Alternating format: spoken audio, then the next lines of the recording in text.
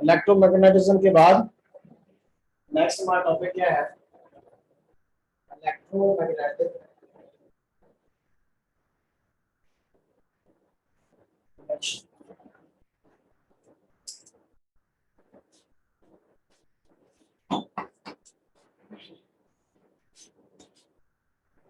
Induction से मुराद basically क्या है कि हमने यानी उसका रिवर्स प्रोसेस हो गया। अब हमने मैग्नेटिक फील्ड के जरिए एक करंट को इंड्यूस करना या वोल्टेज को या पोटेंशियल डिफरेंस को इंड्यूस करना, ठीक है ना। इंड्यूस ईएमएफ क्या है? बेसिकली इंड्यूस पोटेंशियल डिफरेंस है। एक तो पोटेंशियल डिफरेंस है कि हमने सोर्स लगाया हुआ, एक ये है कि बगैर सोर्स के वहां कोई किसी भी कंडक्टर के क्रॉस पोटेंशियल डिफरेंस प्रोड्यूस हो जाता है, that is called induce EMF. वैसे हम पढ़ते हैं ना कि जब किसी कंडक्टर को across the magnetic field move किया जाए, अक्रॉस का वर्ड यहाँ क्यों यूज होता है? यानी आप ये देखें कि जो लाइंस हैं, मैग्नेटिक लाइंस हैं, अगर वो जो कंडक्टर है वो मैग्नेटिक लाइंस को क्रॉस करता हुआ जाएगा, है ना। मैग्नेटिक लाइन इस तरह है, से आपके पास ये मैग्नेटिक लाइंस हैं। अब ये क्या है? ये मैग्नेटिक फील्ड शो हो रहा है किसका? कौन सा? B into the page. ये क्या? Magnetic field into the page है। अब आपका जो कंडक्टर है वो इन लाइनों पे ऐसे है ना, इन लाइनों को ऐसे क्रॉस करता हुआ जाएगा। ये है कि अगर लाइनें इस तरह है, अगर इस तरह आएगा तो फिर लाइनें कट नहीं होंगी। जब तक लाइनें कट नहीं होंगी तब तक उसके एंड के क्रॉस कोई पोटेंशियल डिफरेंस क्रिएट नहीं होगा। इसलिए हम क्या कहते हैं कि conductor is move across the magnetic field.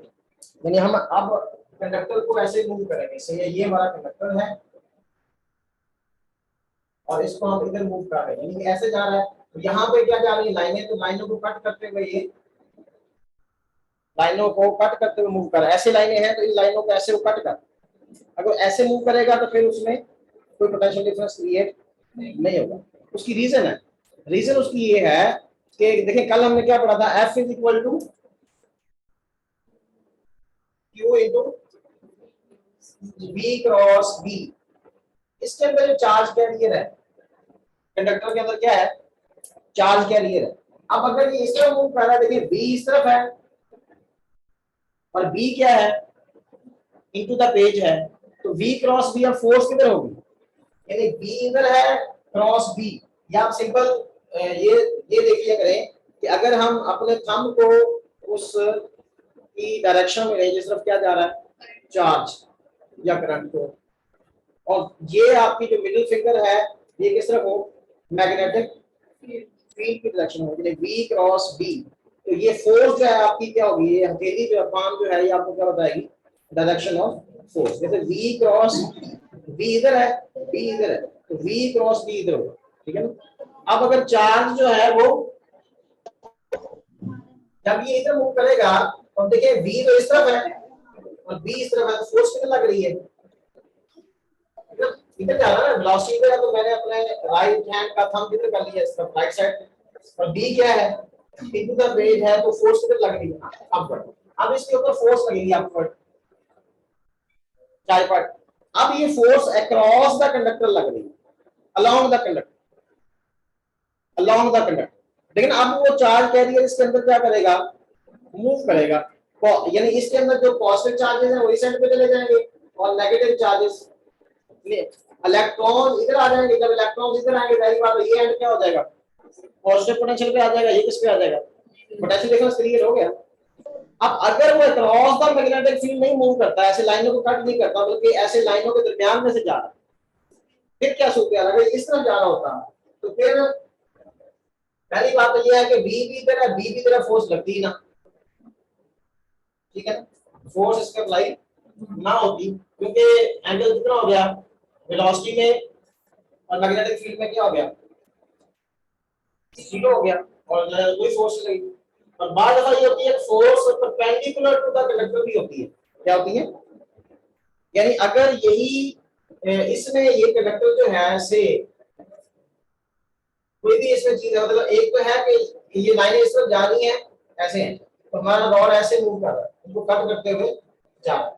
एक है कि ये रॉड हमारे पास जो है ना इस तरह ऐसे ऐसे मूव कर रहा है, ऐसे नहीं मूव कर रहा बल्कि इस तरफ कर रहा है। अब देखिए चार्ज कैरियर इधर जा रहा है, अगर यही रॉड इस तरफ जा रहा होगा,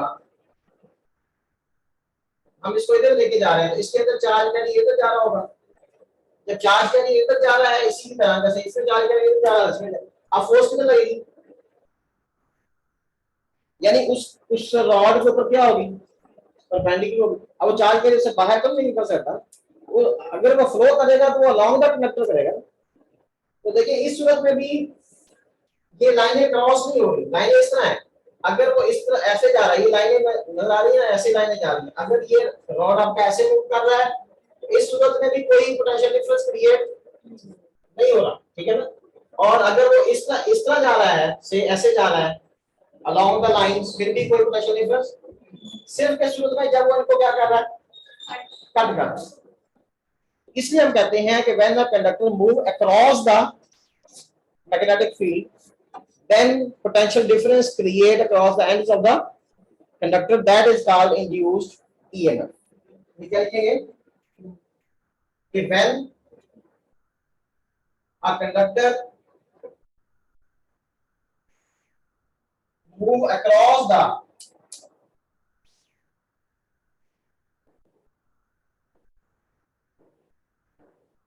magnetic field lines, then a potential difference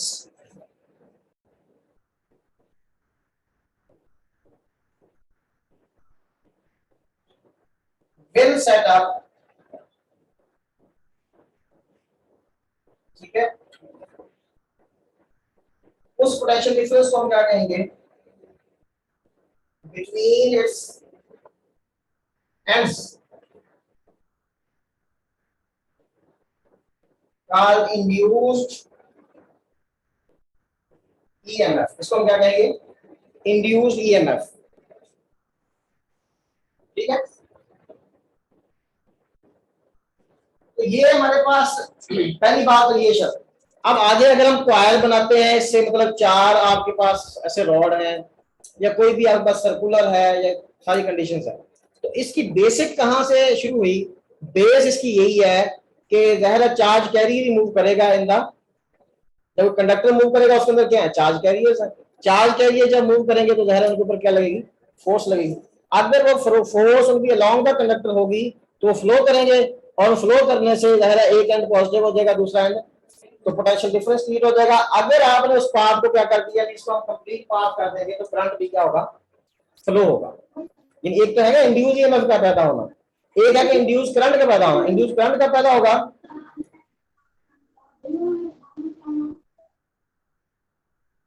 जी सकलैन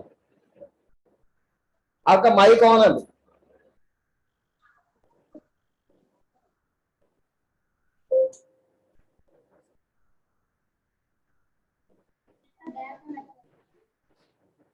सकलैन ये माइक ऑफ कर ले, या अगर कोई क्वेश्चन है तो बताएं।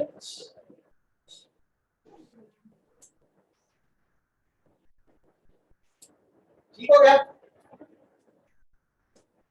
अब उसके बाद अगली पे स्टेज आती है कि हमारे पास जो है वो इंड्यूस करंट है, और अगर इंड्यूस करंट है तो फिर आगे से एक अपोजिशन भी होगी, जो हम कहते हैं नेगेटिव साइन लेंज लॉ का एक्सप्लेन करता है कि इंड्यूस करंट जो है वो अपनी काज को क्या करता है, अपोज करता है, ठीक है ना। अब ये जो इंड्यूस ईएमएफ से पैदा होगी, अगर हम इसको ई से रखें तो ये क्या है, minus V B L sine theta, minus V B L. B उसकी क्या है, वेलोसिटी, बी क्या है, मैग्नेटिक फील्ड स्ट्रेंथ है, एल उसकी रॉड की क्या है, लेंथ है, और ये उसका एंगल है मैग्नेटिक फील्ड और वेलोसिटी के दरमियान की कितना उसका एंगल।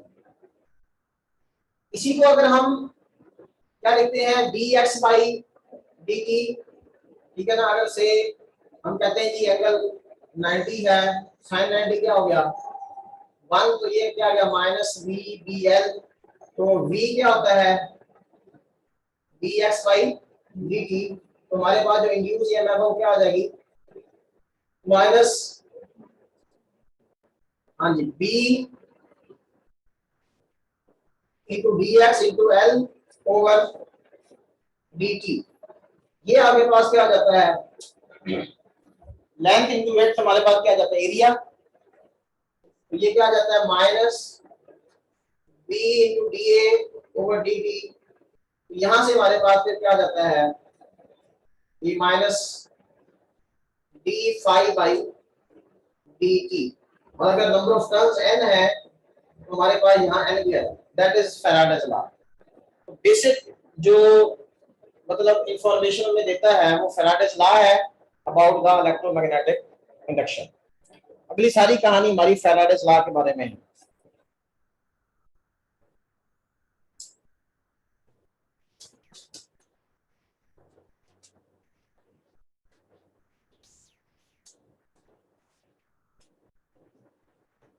अब जो इंड्यूस ईएमएफ है, एक तो चीज ये है, उन्होंने देखा कि अगर एक्सपेरिमेंटली हम क्या करते हैं कि उस लूप को या उस कंडक्टर को हम क्या करते हैं, फास्टली मूव करते हैं, तो वो जो लाइनें कट होंगी वो जल्दी होंगी, सारे पर rate of change of flux क्या होगा, वो ज्यादा होगा। और अगर उसको हम स्लोली मूव करते हैं तो rate of change of flux क्या होगा, कम होगा। तो उसको फास्ट मूव करने से या स्लो मूव करने से उन्होंने देखा कि इसकी इंड्यूस ईएमएफ के ऊपर फर्क पड़ता है, लेकिन उस कॉइल की रेजिस्टेंस चेंज करने से ईएमएफ पे इफेक्ट नहीं पड़ता। अगर हम उसकी कॉपर यूज कर लें या कोई और मटेरियल यूज कर लें तो उसके ऊपर इफेक्ट नहीं होता। तो यहाँ एक चीज आप ये ध्यान रखेंगे, ये जो फार्मूला हमारे पास क्या है, minus N D five by D T. एक इसमें पॉइंट ये है कि जो इंड्यूस ईएमएफ है इसकी जो काज है,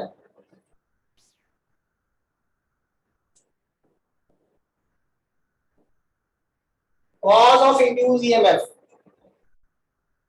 यानी रीजन क्या है इंड्यूस ईएमएफ का पैदा होना, वो है चेंज ऑफ मैग्नेटिक फ्लक्स। क्या है, अगर कहीं मैग्नेटिक फ्लक्स चेंज हो रहा होगा, चेंज ऑफ मैग्नेटिक फ्लक्स, ठीक है, ये क्या है, कॉज है किस चीज की। और कितनी इंड्यूस ईएमएफ पैदा होगी, कम होगी या, ये डिपेंड करता है rate of change of magnetic flux. यानी यहां चेंज ऑफ मैग्नेटिक फ्लक्स नहीं है, वहां ईएमएफ तो है ही नहीं। अगर चेंज है तो ईएमएफ मौजूद है।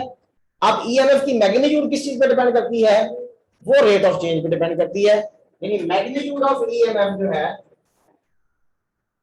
Magnitude of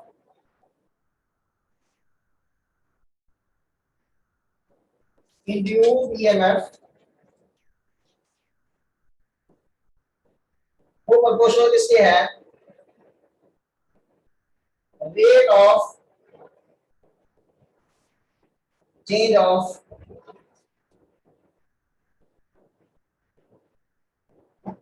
magnetic flux. दो चीजें ये होगी। अगर आपसे कोई काज पूछेगा, काज हम क्या बताएंगे, change in the magnetic flux. और अगर पूछेगा कि मैग्नीट्यूड किस पे डिपेंड करती है, तो हम कहेंगे rate of change of magnetic flux. अब चीजें यहाँ पे तीन है, एक इंड्यूस ईएमएफ है, एक इंड्यूस करंट है, एक इंड्यूस चार्ज है। ठीक है, जो इंड्यूस ईएमएफ है,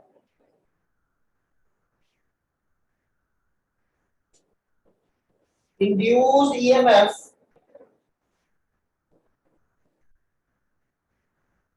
उसमें भैया की क्वांटिटी होगी,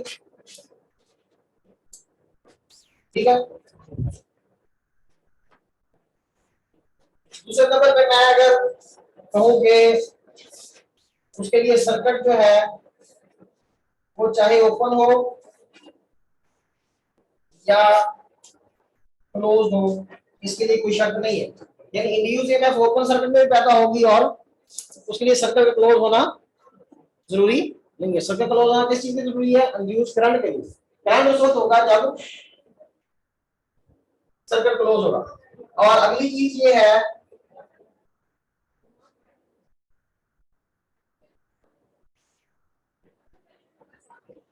dependence upon R, dependence upon R, तो यहाँ क्या आंसर आएगा? नो। यानी ये रेजिस्टेंस ऑफ कॉइल पे डिपेंड नहीं करेगी। Induce EMF does not depend upon the resistance of the coil. आप रेजिस्टेंस बढ़ाएंगे, करंट क्या हो जाएगा? कम हो जाएगा। रेजिस्टेंस कम करेंगे, करंट क्या हो जाएगा? बढ़ जाएगा। लेकिन इंड्यूस ईएमएफ चेंज नहीं होगा। अब तक इंड्यूस ईएमएफ डिपेंड किस पे कर रही है? मैंने बताया रेट ऑफ चेंज। अब देखिए rate of change of magnetic flux जब आप चेंज करेंगे तो इंड्यूस ईएमएफ भी चेंज होगी और उससे करंट भी चेंज होगा। क्योंकि जब ईएमएफ चेंज हो जाएगी तो फिर जारी बात है करंट भी चेंज हो जाएगा। अच्छा, दूसरी क्वांटिटी क्या है इसमें? इंड्यूस करंट है।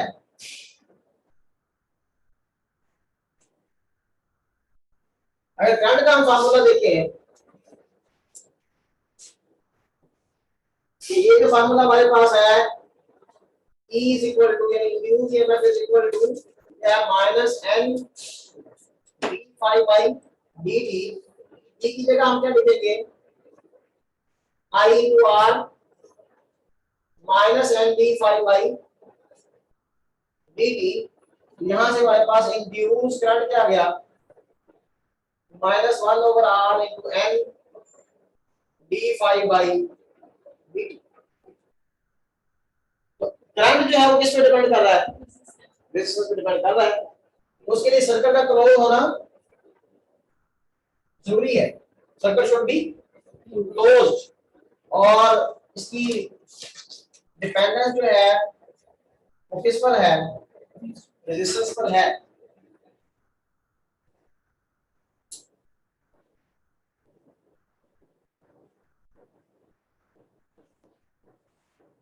अगर आप magnetic flux, rate of change of magnetic flux को चेंज करते हैं तो आप देख रहे हैं कि उससे क्या होगा? इंड्यूस ईएमएफ भी चेंज होगी, और जब इंड्यूस ईएमएफ चेंज होगी तो इससे चेंज होने से करंट भी चेंज होगा। अब करंट के फैक्टर्स दो आ गए, रेजिस्टेंस भी है और rate of change in the magnetic flux भी है। ठीक है, अगर हम इसको से जहां हम आई को क्या लिखते हैं? D Q by D T लिख देते हैं, तो डी टी तो क्या होगा? डी टी से कैंसिल हो गया। यानी आप ये कह सकते हैं, अगर मैं एक और कॉलम बनाऊं यहां पर कि डिपेंडेंस अपॉन टाइम, तो टाइम के ऊपर ये डिपेंड करता है। टाइम से मुराद यहां मैं क्या ले रहा हूं कि कितनी जल्दी फ्लक्स चेंज हो रहा है। तो टाइम डिपेंडेंट आपका इंड्यूस ईएमएफ भी टाइम डिपेंडेंट है और इंड्यूस करंट भी टाइम डिपेंडेंट है। इन सब की कॉज क्या है? Change of magnetic flux. अब चेंज ऑफ डेल्टा फाई तो हो गया, ठीक है। अब डेल्टा टी चेंज करने से आपकी इंड्यूस ईएमएफ भी चेंज होगी। कम टाइम में फ्लक्स चेंज हुआ 10 वेबर, 10 वेबर चेंज आया किसमें? मैग्नेटिक फ्लक्स में। अब एक तरफ वो चेंज आ रहा है 2 सेकंड में, एक तरफ वो चेंज आ रहा है 3 सेकंड में। अब हम टाइम चेंज कर रहे हैं ना, आपका चेंज ऑफ मैग्नेटिक फ्लक्स तो वही है, आपने क्या चेंज किया? टाइम। तो टाइम चेंज करने से कौन कौन सी चीजें चेंज हो रही है? इंड्यूस ईएमएफ चेंज हो रही है, इंड्यूस करंट चेंज हो रहा है। अच्छा, अगर हम रेजिस्टेंस चेंज करते हैं तो इंड्यूस ईएमएफ चेंज नहीं हो रही, और जो है वो रेजिस्टेंस चेंज करने से इंड्यूस करंट क्या हो रहा है? चेंज हो रहा है। अब अगर हम यहां से देखें तो जी जी डी क्यू हमारे पास क्या आया? डी क्यू आया minus 1/r into N into D five.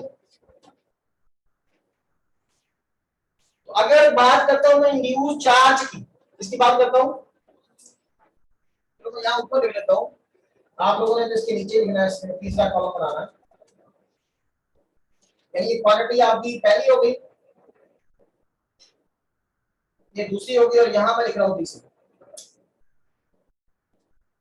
Quantity कौन सी हुई? Induce current, induce charge.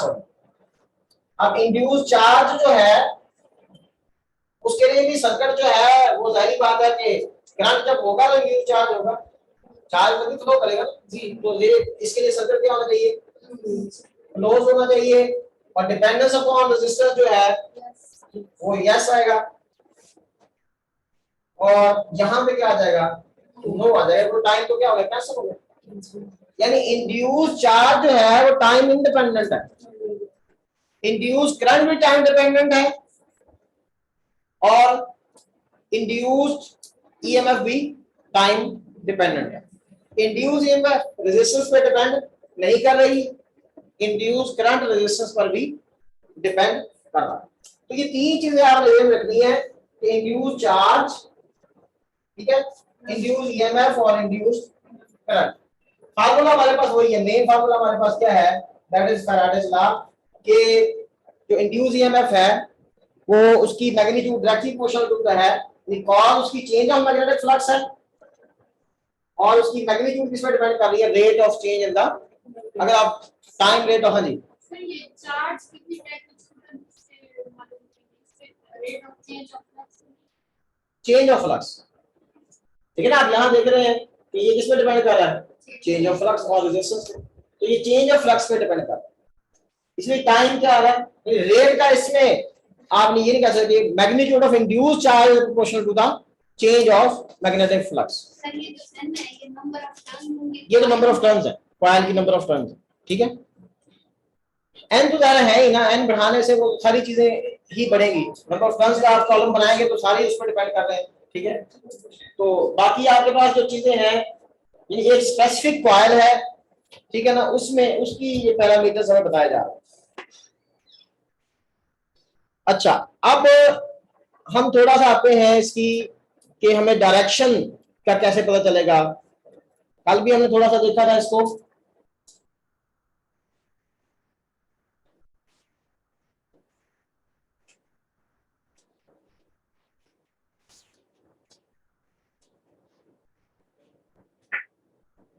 अब अगर हम कहते हैं जी मोशन ऑफ द मैग्नेट या coil, magnet is moving towards the coil और कॉइल इज मूविंग टुवर्ड्स और अवे फ्रॉम द मैग्नेट, तो उसमें आप लोगों ने ये जो नेगेटिव साइन है ये हमें क्या बताता है, यानी नेगेटिव साइन यानी ईएमएफ ऑलवेज पोजीशन, हाँ जी opposition, act to oppose, EMF always act to oppose. अब यहां ये नहीं बचने कहा कि ऑलवेज एक्ट टू डिक्रीज या ऑलवेज एक्ट टू इंक्रीज, बल्कि always act to oppose its cause. EMF जो भी प्रोड्यूस होगी वो अपनी कॉज को क्या करेगी, अपोज करेगी। अपोजिशन स्टार्ट कहां से होगी, जब इंड्यूस करंट फ्लो करेगा, जब तक करंट फ्लो नहीं करेगा अपोजिशन स्टार्ट नहीं होगी। अच्छा, अब इसमें अगर से हम कहते हैं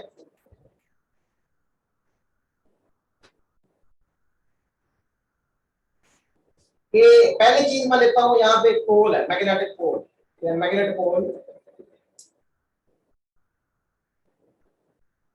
ठीक है। से हमारे पास कौन सा पोल है, नॉर्थ पोल है, कौन सा पोल है, नॉर्थ पोल है।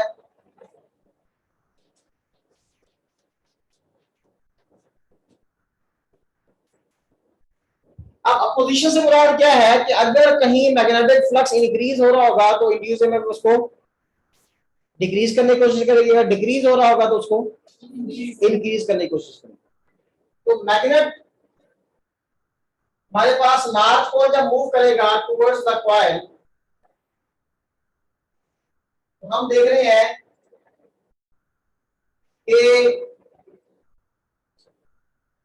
यानी ये नॉर्थ पोल ऐसे आ रहा है, ठीक है ना, ये हम ये ब्लैक इसका पोर्शन है नॉर्थ पोल, नॉर्थ पोल इसकी तरफ लेके आ रहा है, कॉइल की तरफ।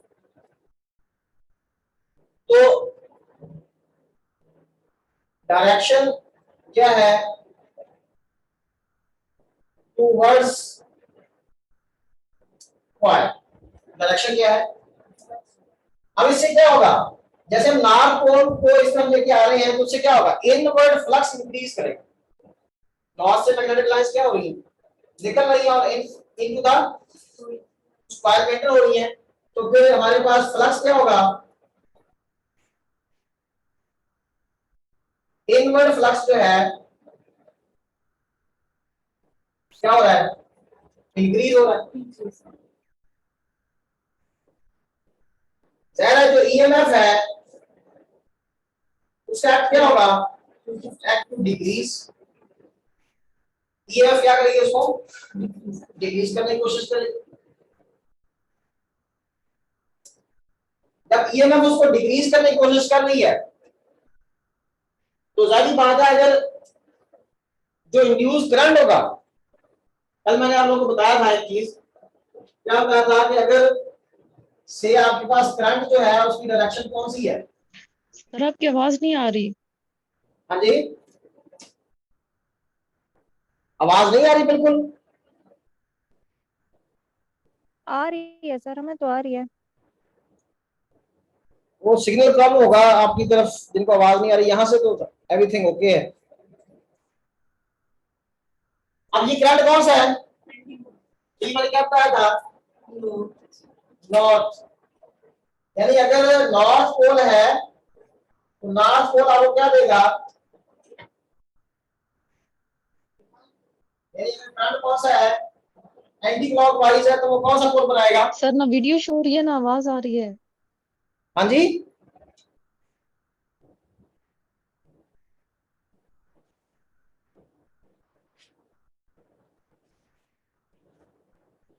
आवाज क्लियर नहीं है। सर सर शायद इनका नेट इश्यू है कोई। हमारे पास सब सर सब क्लियर है, उनका अपना कोई मसला है। चले ठीक हो गए। तो देखिए नॉर्थ पोल अगर उसकी तरफ जा रहा है तो आप इंड्यूस करने क्या करना है उसको, ईएमएफ हैव टू डिक्रीज।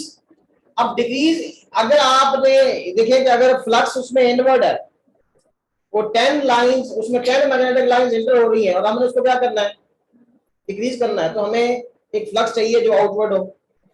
अगर ये 10 है तो वो मतलब 2 हो ताकि उसमें से क्या करें वो माइनस हो जाए। तो जो इंड्यूस्ड फ्लक्स होगा वो क्या होगा, वो आउटवर्ड होगा, आउट ऑफ द, ये क्या है, इनवर्ड फ्लक्स है और क्या हो रहा है, ये अप्लाइड है। और जो इंड्यूस होगा वो आउटवर्ड होगा, ठीक है ना। यानी कौन सा पोल बनेगा, इंड्यूस्ड फ्लक्स कौन सा होगा,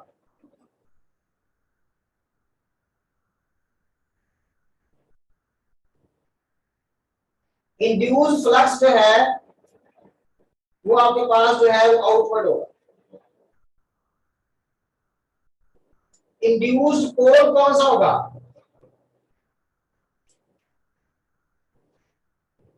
कौन सा पोल बनेगा, इंड्यूस्ड नॉर्थ पोल बनेगा।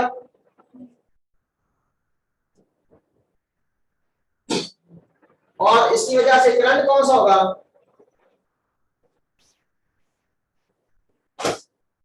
तो नॉर्थ पोल कौन सा करंट बनाता है, कल मैंने समझाया था ये कौन सा करंट है, एंटी, हाँ एंटी क्लॉकवाइज या काउंटर क्लॉकवाइज।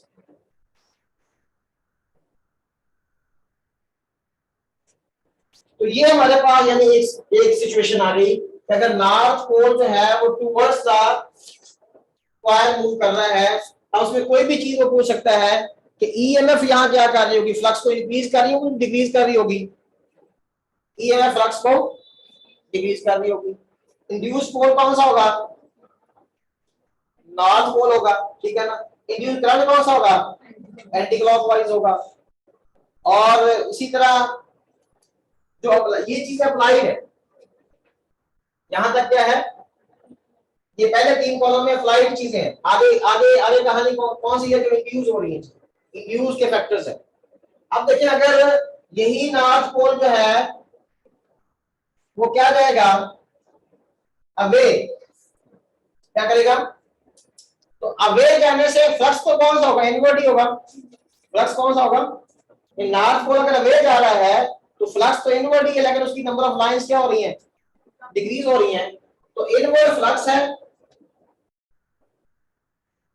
लेकिन क्या हो रहा है, डिक्रीज हो रहा है। समझ आ रही है बात, नहीं समझ आ रही। देखिए एक तो चीज सिंपल ये है कि हम कहते हैं कि नॉर्थ पोल अगर उत्तर की तरफ जा रहा है तो आगे नॉर्थ पोल बन जाएगा, तो उसने अपोज तो करना है। अगर नॉर्थ पोल को अवे लेके जाएंगे तो पीछे साउथ बन जाएगा, उसको क्या करेगा, अट्रैक्ट करेगा। ये तो हम एक सिंपल वो चीज समझते हैं। लेकिन वो निकलेगा कैसे, मतलब उसको डिराइव किया हमने, कैसे नॉर्थ पोल बना, बेसिकली क्या हुआ, जो जा रहा है वो भी नॉर्थ है, जो इंड्यूस होगा वो भी नॉर्थ है, तो नॉर्थ को क्या करेगा, रिपेल। अब वो जाने वाला जो नॉर्थ है वो इंड्यूस ईएमएफ या इंड्यूस करंट की कॉज है, ठीक है। अब आगे से इंड्यूस करंट ने क्या करना, उसको अपोज करना है, क्योंकि जाहिर बात है हमें क्या करना पड़ेगा, वर्क करना पड़ेगा उसको पुश करने के लिए। तो ये, लेकिन जैसे हम उसको लेके जाएंगे तो हमारा अप्लाइड फैक्टर कौन सा है कि हम इनवर्ड फ्लक्स, उस कॉइल के अंदर जो इनवर्ड फ्लक्स है उसको क्या कर रहे हैं, इंक्रीज कर रहे हैं। अब इंक्रीज यहाँ पे कॉज है, कॉज इंक्रीज भी हो सकती है, कॉज डिक्रीज भी हो सकती है। ईएमएफ फ्लक्स को इंक्रीज भी कर सकती है, ईएमएफ फ्लक्स को, इंड्यूस ईएमएफ जो है वो डिक्रीज भी कर सकती है। इसलिए वर्ड उसने यूज किया अपोज। अपोज का मतलब ये नहीं है कि हमेशा वो डिक्रीज करेगी या हमेशा वो क्या करेगी, तो वो उसको इंक्रीज भी कर सकती है, उसको डिक्रीज भी कर सकती है। तो ये हमने देखना है कि आप पहले इस चीज को देखें ना कि जैसे कॉइल उसकी तरफ जा रही है तो इनवर्ड फ्लक्स क्या हो रहा है, इंक्रीज हो रहा है। जब इनवर्ड फ्लक्स इंक्रीज हो रहा है तो जाहिर बात है जो इंड्यूस ईएमएफ है उसने उसको क्या करना है, अपोज करना है, डिक्रीज करना है। अब डिक्रीज करना है, जब लाइनें इंटर हो रही हैं तो वो जो इंड्यूस करंट है उसमें जो लाइनें क्या निकलेंगी, बाहर निकलेगी। तो इसलिए मैंने कहा इंड्यूस फ्लक्स जो होगा वो कौन सा होगा, आउटवर्ड होगा। अगर आउटवर्ड फ्लक्स होता है तो आउटवर्ड फ्लक्स किससे होता है, नॉर्थ पोल से। इसका मतलब पोल कौन सा बनेगा, आगे नॉर्थ बनेगा। अगर पोल नॉर्थ बनेगा तो करंट कौन सा होगा। तो हमने वो वर्ड के काज को अपोज किया जा रहा है उसका, यानी लेसन लॉ में हमें ये बताया कि काज हमेशा क्या करेगी, अपोज करेगी। तो हमने उस काज अपोज करेगी, उससे हमने वो इंड्यूस करंट की डायरेक्शन फाइंड आउट करनी। इंड्यूस ईएमएफ जाएगा, इंड्यूस करंट फाइंड आउट होगा, इंड्यूस ईएमएफ फाइंड आउट हो जाएगी कि अगर वो से करंट है कि क्लॉकवाइज है तो उससे पता चलेगा कि हायर पोटेंशियल की तरह लो पोटेंशियल की तरह, ठीक है ना। तो इससे हमने क्या किया है, ये लेसन लॉ को यूज करते हुए हमने फाइनली करंट फाइंड आउट कर लिया कि हमारा करंट वहां पे किस डायरेक्शन में इंड्यूस होगा, ठीक है। अगर हम इसके अपोजिट करंट लेते हैं तो वैसे भी लॉ ऑफ कंजर्वेशन और देखिए वो क्या होता है, अगेंस्ट होता है। अब दोबारा इसको समझिएगा। अब नॉर्थ पोल क्या जा रहा है, अभी तो लाइनें हो तो इंटर नहीं है, नॉर्थ का मतलब क्या है, लाइनें निकल के कॉइल के अंदर जा रही है, लेकिन उनकी तादाद क्या हो रही है, with the passage of time कम हो रही है। हाँ, मतलब ये है कि हम इसको वे लेके जा रहे हैं, तो पहले लाइनें इसमें 10 एंटर हो रही थी, फिर 9 हो रही है, फिर 8 हो रही है, फिर 7। लाइनों की तादाद जो इसमें इनवर्ड है, फ्लक्स है इनवर्ड, लेकिन उसकी जो नंबर ऑफ लाइंस है वो क्या हो रही है, विद द टाइम डिक्रीज हो रही है। अब डिक्रीज को अपोज करने का मतलब क्या, देखिए एक गाड़ी है वो तेज हो रही है, उसकी अपोजिशन क्या है कि उसको स्लो किया जाए। एक गाड़ी स्लो हो रही है तो उसकी अपोजिशन क्या है, उसको तेज किया जाए। अब इंड्यूस जो फ्लक्स होगा उसको इन the direction of applied flux आना पड़ेगा उसको इंक्रीज करने के लिए। ये बात समझे जरा कि पहले क्या था, अप्लाइड फ्लक्स इनवर्ड था और इंक्रीज हो रहा था। अप्लाइड फ्लक्स क्या था, इनवर्ड था, वो क्या हो रहा था, इंक्रीज हो रहा था। लेकिन एक तो है कि सिंपल हम कह रहे हैं नॉर्थ बनेगा और सारी कहानी, एक है कि ये नॉर्थ पोल बना क्यों, इसकी रीजन बताई जा रही है कि नॉर्थ पोल क्यों बन रहा है या एंटी क्लॉकवाइज करंट क्यों इंड्यूस हो रहा है। पहले ये था कि नंबर ऑफ लाइंस इंक्रीज हो रही है, इनवर्ड फ्लक्स इंक्रीज हो रहा है, तो उसकी अपोजिशन क्या है कि उसको अब डिक्रीज कब होगा, जब जो इंड्यूस फ्लक्स है वो उसके क्या हो, अपोजिट हो। अपोजिट होगा तो कैंसिल करेगा ना, उसको कम करेगा। अब अगर एक चीज इनवर्ड है और डिक्रीज हो रही है, इनवर्ड है और मतलब 10 9 8 7 6 5 4 3 2 1 ऐसे हो रही है, अब उसकी अपोजिशन क्या है, हम उसको बढ़ाएं। बढ़ेगी कब, जब उसी की डायरेक्शन में हम इंड्यूस फ्लक्स क्या हो उसी की डायरेक्शन में होगा तो ही बढ़ेगी ना। अब इसका मतलब इंड्यूस फ्लक्स जो है वो भी इनवर्ड होगा। डिक्रीज को अपोज करने के लिए क्या आएगा, इंड्यूस, वो जिससे वो कहते हैं ना, एक आदमी थे वो कश्ती के ऊपर गधे को सवार कर रहे थे, गधे का काम क्या होता है, तो उसने अपोज ही करना है, तो लोग उसको कश्ती की तरफ खींच रहे थे, वो पीछे जा रहा था, क्योंकि उसकी नेचर में है कि उसने अपोज करना है, उसको ये नहीं पता कि मेरा फायदा है या नुकसान है। अब किसी सैनिक ने कहा भी इसको आप क्या करें, कश्ती से परे खींचो, तो कश्ती से परे खींचा, वो खुद ही कश्ती में सवार हो गए। अब उसने अपने माइंड के मुताबिक तो क्या किया, अपोज ही किया, लेकिन उस अपोजिशन में वो उसके जो उसका जो माइंड सेटअप था वो उनसे मैच कर गया, जो यानी काम जो करना था वो उसने सही कर लिया। अब यहां भी ईएमएफ का तो अपोज रही है, दूसरा केस जो भी हो रहा है ईएमएफ क्या कर रही है, लेकिन अपोजिशन में वो in the direction of applied flux आ गई है। क्या आ गई है, उसका जो फ्लक्स होगा वो इन दी डायरेक्शन ऑफ अप्लाइड होगा, क्योंकि आप अप्लाइड कम जो हो रहा है उसने उसको बढ़ाना है, कम होने नहीं देना। कम होना बेसिकली ईएमएफ को पैदा कर रहा है, तो इंड्यूस करंट का काम है कि उस काम नहीं होने देगा। तो है उसको उसकी वो अगर 10 से 9 होती हैं 8 होती हैं तो ये इसमें 2-3 ऐड होकर फिर वो उसको 10 में ले जाने की कोशिश करेगा। समझ आ गई बात? तो फिर उससे हम आखिर में ये डिसाइड कर पाएंगे कौन सा पोल बनता है। तो अब देखिए अगर नॉर्थ पोल अवे जा रहा है तो जो फ्लक्स है अपना नॉर्थ पोल अवे जा रहा है, इनवर्ड फ्लक्स क्या हो रहा है, डिक्रीज हो रहा है। अब ईएमएफ क्या करेगी, इसको इंक्रीज करेगी, क्योंकि ईएमएफ ने क्या करना, अपोज करना। अब इंक्रीज करने के लिए उसको उसी की डायरेक्शन में आना पड़ेगा। तो अगर आपसे पूछे कि इंड्यूस फ्लक्स कौन सा होगा, वो भी इनवर्ड होगा। बात समझाइए आप कि अगर आपसे इंड्यूस फ्लक्स, ये सारी चीजें इसमें एक्सप्लेन हो रही है कि अगर आपसे वो सिर्फ पोल पूछ लेता फिर तो बात खत्म है। अगर वो फ्लक्स इंड्यूस पूछता तो हम क्या कहेंगे इस केस में, इसमें देखें आपका अप्लाइड फ्लक्स भी इनवर्ड है और इंड्यूस फ्लक्स भी। वजह क्या थी कि आपका जो अप्लाइड फ्लक्स है वो क्या हो रहा था, डिक्रीज हो रहा था। उसको अपोज करने के लिए इंड्यूस फ्लक्स भी उसी की डायरेक्शन में आया। ठीक है, अब ये इनवर्ड हो गया। अब ये वही चीज है जैसे मैंने कल आपको बताया था कि कहां फील्ड वीक हो जाता है, कहां स्ट्रांग हो जाता है, कैसे वो अट्रैक्शन होती है, कैसे रिपल्शन। हम क्या देते हैं कि पैरेलल करंट्स अट्रैक्ट करते हैं, रिपेल करते हैं, एंटी पैरेलल ये करते हैं। तो बेसिकली कहां हेल्प हो रही है, कहां कैंसलेशन हो रही है, तो वो सारी चीजें बेसिकली वहां पे हमें देखनी पड़ेंगी। इसके पीछे रीजन क्या है। जैसे भी हमने देखा कि अगर cross the magnetic field lines cut हो रही है तो उसमें इंड्यूस में पैदा हो रही है, अगर लाइनें कट नहीं हो रही तो इंड्यूस में पैदा नहीं हो रही। अब देखिए अगर इनवर्ड है तो इनवर्ड मतलब अगर इंड्यूस फ्लक्स इनवर्ड है तो इसका मतलब ये है कि यहाँ लाइनें जो है वो बाहर नहीं आ रही बल्कि इसके करंट की वजह से लाइनें इनसाइड जा रही हैं। तो इनसाइड जाने का मतलब यहाँ पर क्या है, तो कौन सा पोल बनेगा, साउथ पोल बनेगा। कौन सा बनेगा, कॉइल की इंड्यूस पोल की बात हो रही है, अप्लाइड की नहीं बात हो रही। अप्लाइड तो कौन सा है, नहीं है, नॉर्थ पोल है ना, चाहे वो वे जा रहा है चाहे वो टुवर्ड्स आ रहा है, दोनों केस में अप्लाइड पोल हमारा कौन सा है, नॉर्थ पोल है। ये यहां तक हमारे पास क्या है, ये अप्लाइड चीजें। आगे सारी कौन सी है, इंड्यूस है, इनका ताल्लुक कॉइल से है, जिसकी तरफ वो आ रहा है जा रहा है। अब हमारा कौन सा है, इनवर्ड की वजह से यहाँ क्या डिसाइड होगा, कौन सा पोल बनेगा, और साउथ पोल हमें क्या देता है, क्लॉकवाइज। करंट कौन सा होगा, क्लॉकवाइज होगा। अब आप इसी तरह तीसरा भी लिख सकते हैं, और अब तीसरा आप खुद लिखवाएं कि अगर साउथ पोल हो क्या हो और वो टूवर्ड्स जा रहा हो तो साउथ एब्जॉर्ब करता है लाइनों को। साउथ अगर से साउथ में तो लाइनें एंटर हो रही हैं, इसका मतलब ये है कि इससे वो क्या हो रही है, बाहर निकल के साउथ की तरफ आ रही है, साउथ उसकी तरफ जा रहा है, तो लाइनें साउथ में आ रही है ना, तो इसका मतलब कॉइल से बाहर निकल रही हैं। तो इसका मतलब फ्लक्स कौन सा, इनवर्ड नहीं है बल्कि, और चूंकि वो उसकी तरफ जा रहा है आउटवर्ड है, और क्या हो रहा है, इंक्रीज हो रहा है। ठीक है, तो EMF act to decrease, EMF आप उसको क्या करेगी, डिक्रीज करने की कोशिश करेगी। अब डिक्रीज करने के लिए जाहिर बात है कि आउटवर्ड का अपोज होगा, जो भाई इंक्रीज हो रहा था जाहिर यहाँ क्या होगा, इनवर्ड होगा। ठीक है ना,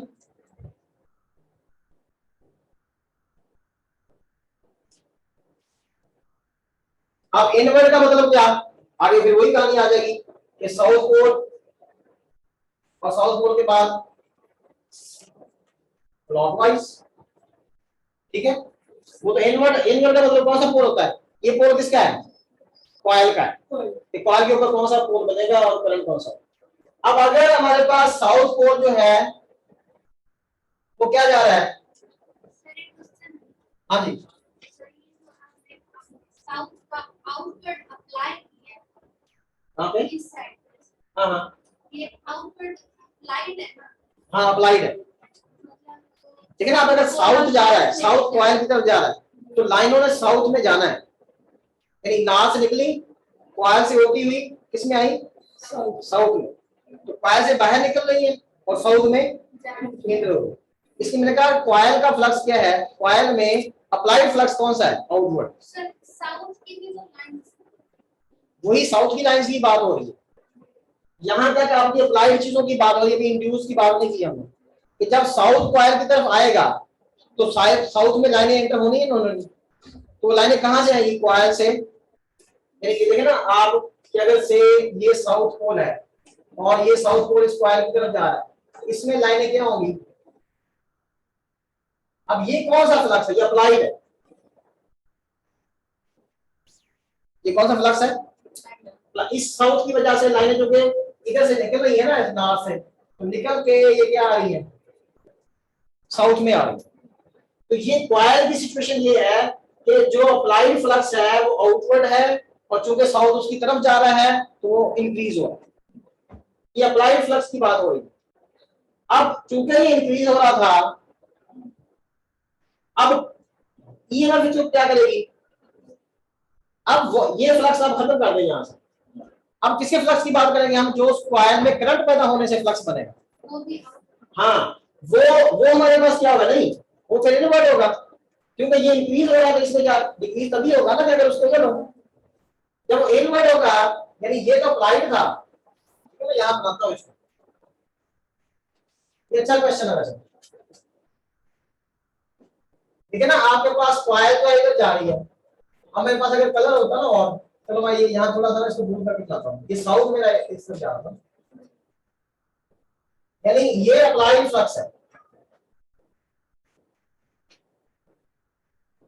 ये कॉइल हमारा इस साउथ पोल इसकी तरफ जा रहा है, ये अप्लाइड फ्लक्स किससे, इससे क्या निकल रहा है, बाहर निकल रहा है। कॉइल के लिहाज से आउटवर्ड है, और क्या हो रहा है, इंक्रीज हो रहा है। कॉइल से बाहर आ रहा है ना ये अप्लाइड फ्लक्स कॉइल से, और क्या हो रहा है, इंक्रीज हो रहा है, यानी 1 2 3 4 10 की तरफ बढ़ रहा है। हमने इसको क्या करना है, अब ये हमने क्या करना है, इसको कम करना है। तो इसका फ्लक्स फिर क्या होगा, अपोजिट होगा, उसको इनवर्ड होगा। इनवर्ड होगा तो उसको इंक्रीज को क्या करेगा, डिक्रीज करेगा। अगर ये इनवर्ड होगा तो इसका मतलब यहाँ क्या बनेगा, कौन सा पोल बनेगा, इस साइड में साउथ पोल बनेगा, और साउथ पोल का मतलब कौन सा करंट होगा, क्लॉकवाइज। तो फ्लक्स बेसिकली दो किस्म के हैं, एक अप्लाइड है और एक इंड्यूस्ड है। तो क्वेश्चन में हमने ये देखना है कि अप्लाइड पूछ रहा है या इंड्यूस्ड पूछ रहा है। अब इसी तरह साउथ पोल अगर अवे जाएगा, अब साउथ पोल अवे जाने से क्या होगा, ये फ्लक्स कौन सा होगा, आउटवर्ड ही होगा,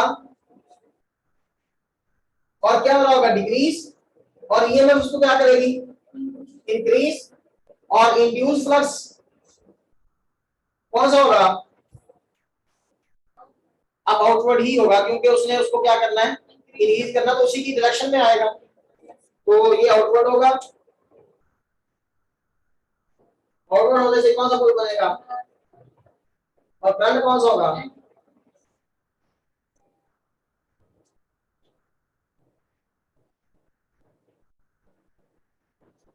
ये पूरा लेंज़ लॉ में एक्सप्लेन कर दूंगा। अब फैराडेज लॉ और लेंज़ लॉ खत्म होगा, ठीक है। मैं अजान सुनने को देखता हूं, अजान के बाद इसको कंटिन्यू करते हैं, ठीक। अब इसमें आप क्या कह रही थी,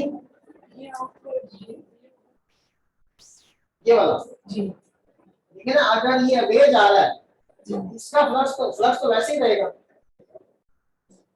अगर ये इधर जा रहा है, इधर जाने से फ्लक्स तो इसका वही है, लेकिन पहले ये था कि इसमें जो लाइनों की तलाश में गुजर रही थी, करीब आने से ज्यादा हो रही थी, अब क्या हो रही है, अब डायरेक्शन इसकी वही है, अप्लाइड की डायरेक्शन वही है। अब देखिए ना, अप्लाइड की डायरेक्शन इन दोनों केसेस में क्या है, सेम है, और इन दोनों केसेस में क्या है, सिर्फ ये फर्क पड़ा कि करीब आने से इंक्रीज हुई, दूर जाने से यहाँ करीब हुई और डिग्री वो हुई, ठीक है ना।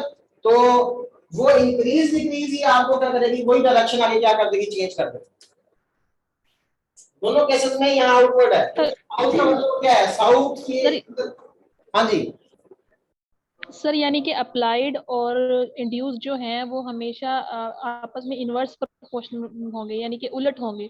अगर एक अप्लाइड बढ़ रही है तो इंड्यूस कम होगी, और इंड्यूस्ड अप्लाइड कम हो रही है तो इंड्यूस्ड ज्यादा होगी। बिल्कुल, वो एक दूसरे को अपोज करेंगे। फिर भी हम ये नहीं कह सकते वो हम हमेशा एक दूसरे के अपोजिट नहीं होंगे, ऐसे नहीं कह सकते। हम ये कह सकते हैं कि दूसरे को अपोज करेंगे। किस तरह? अगर एक चीज कम हो रही है ना, तो दूसरी चीज उसकी डायरेक्शन में आकर उसको क्या करेगी, ज्यादा करने की कोशिश करेगी। तो लिहाजा अप्लाइड और इंड्यूस दोनों क्या होगा, सेम डायरेक्शन में होगा। अगर अप्लाइड बढ़ रहा है, अगर अप्लाइड फ्लक्स इंक्रीज हो रहा है, तो फिर जो इंड्यूस फ्लक्स है वो उसके अपोजिट होगा। अगर अप्लाइड फ्लक्स कम हो रहा है, तो फिर इंड्यूस फ्लक्स उसकी डायरेक्शन में होगा। जैसे चलिए मैं इसको एक और तरह से भी आपको एक्सप्लेन कर देता हूं।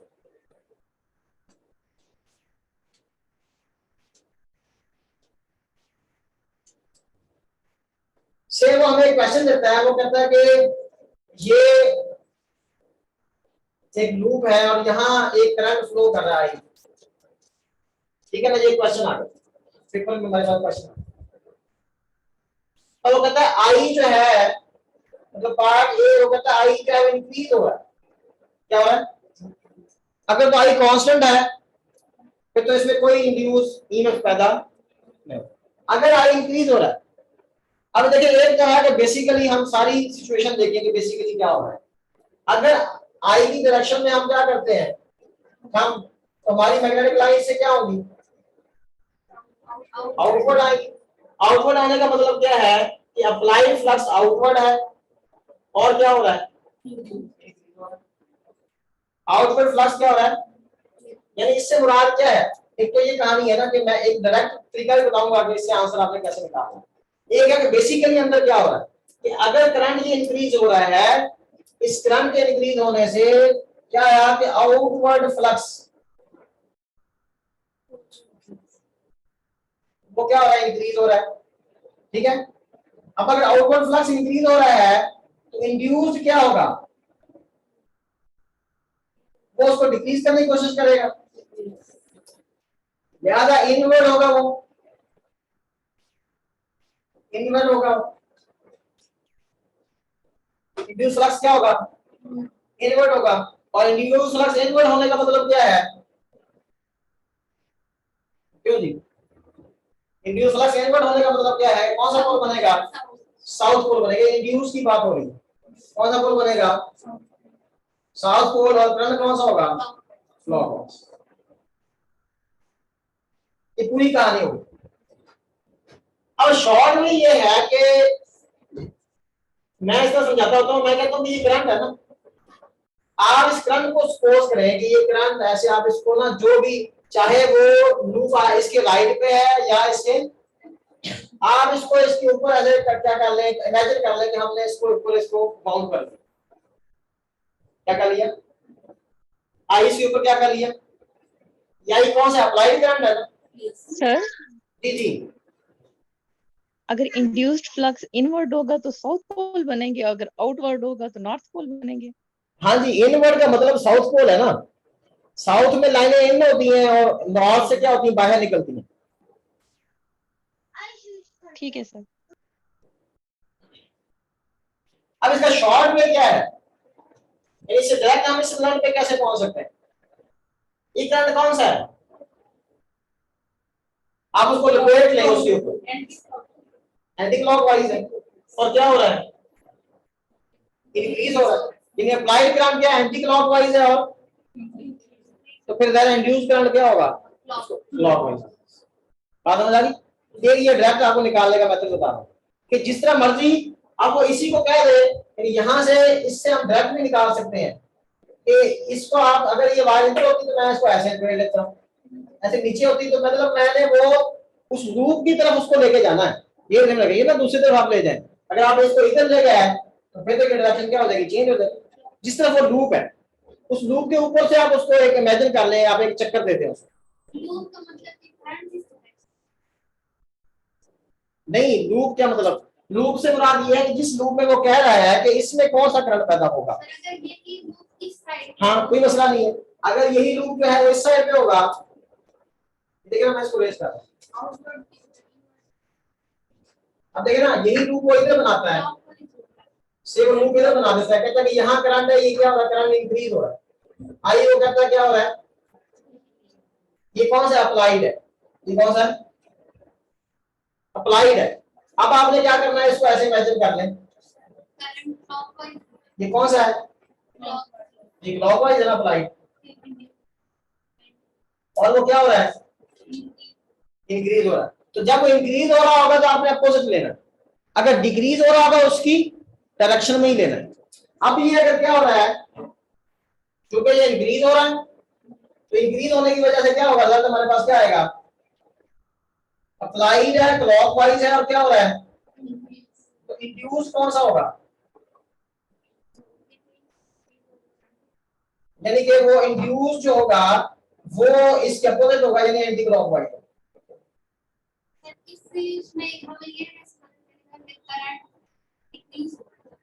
नहीं, ये वाला करंट ये वो देगा, कैटल बताएगा ना कि ये लूप है, इस तरह ये अरेंजमेंट है, ये करंट इंक्रीज हो रहा है, डिक्रीज हो रहा है, या कांस्टेंट है, ठीक है ना। हम डायरेक्शन फाइंड कर लेंगे, एक डायरेक्शन देख लेंगे, दूसरा हम देख लेंगे इंक्रीज या डिक्रीज को। से वो दूसरे पार्ट में वो कहता है, उसका गिवन डाटा ये है, वो कहता है आई क्या हो रहा है, डिक्रीज हो रहा है। अब अगर आई डिक्रीज हो रहा है तो है कौन सा, क्लॉकवाइज। अब डिक्रीज हो रहा है तो इंड्यूस करंट इसकी डायरेक्शन में आगे फोर्स करेगा, डिक्रीज को अपोज करने के लिए इंड्यूस करंट उसी की डायरेक्शन में होगा। अगर इंक्रीज हो रहा होता तो फिर अपोजिशन क्या थी, उसके अपोजिट थी। अब हमारे पास अपोजिशन क्या आएगी, हाँ उसी की डायरेक्शन में आएगी। अगर करंट की डायरेक्शन वही है, लेकिन वो कहता है करंट क्या हो रहा है, डिक्रीज हो रहा है। अब इसके डिक्रीज होने की वजह से ये है कौन सा, क्लॉकवाइज है, तो वो भी क्या होगा, क्लॉकवाइज ही होगा। क्योंकि अब देखिए एंटी क्लॉकवाइज है तो कौन सा पोल बनेगा, नॉर्थ। कौन सा पोल बनेगा, तो हम करंट डिसाइड करके फौरन हम पोल भी डिसाइड कर सकते हैं इस कॉइल पे कौन सा पोल बनेगा, ठीक है। और ये फिर अगली बार वो भी है, जैसे मैं बताया था कि अगर वो कहेगा व्यूड फ्रॉम अबव, अगर वो बिलो कह दे तो अपोजिट कर दे उसको, यानी यहां से हम देख रहे हैं ना, ऊपर से, ऊपर तो लास्ट पोल होगा, नीचे कौन होगा, फिर इस केस में ऊपर साउथ होगा, नीचे कौन सा होगा, नॉर्थ। तो ये है कि अगर आपको करंट दिया हुआ है और करंट को कहता है, एक तो है ना कि फ्लक्स चेंज कर रहे हैं, एक है कि हम करंट चेंज कर रहे हैं, तो करंट चेंज करने से हमारे पास ये रिजल्ट आएगा। करंट डिक्रीज होगा तो नहीं, डायरेक्शन तो वही है ना। देखिए ये अप्लाइड करंट है, करंट की डायरेक्शन उसने दे दी, चाहे एरो दी ऊपर दी या नीचे दी, एरो तो वही है। अब इसमें बताएगा कि इस वायर में करंट इंक्रीज होगा, या जब वो इसकी डायरेक्शन चेंज करेगा तो फिर हम भी चेंज कर लेंगे। अगर उसकी डायरेक्शन चेंज नहीं करता, जैसे मैग्नीट्यूड चेंज कर रहा है, तो फिर हम वो इंक्रीज डिक्रीज वाली बात देखेंगे, हम डायरेक्शन चेंज नहीं करेंगे। डायरेक्शन उसने बना के देगा कि वो किधर जा रहा है, अगर डायरेक्शन को डिक्रीज मतलब नीचे कर ले, हाँ फिर क्या होगा, फिर देखिए ना, फिर इसको उलट कर ले। अब अगर से वो कहता है कि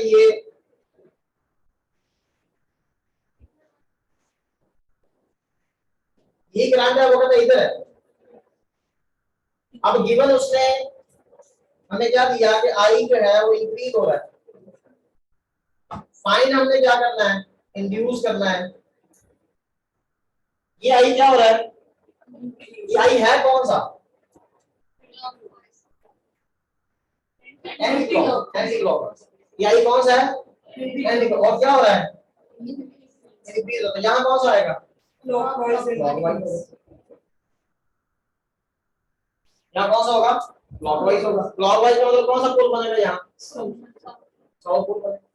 अगर इस करंट को वो कहता है कि ये करंट जो है वो क्या हो रहा है, डिक्रीज हो रहा है, तो इंड्यूस हमने देखना है कि इंड्यूस कौन सा है।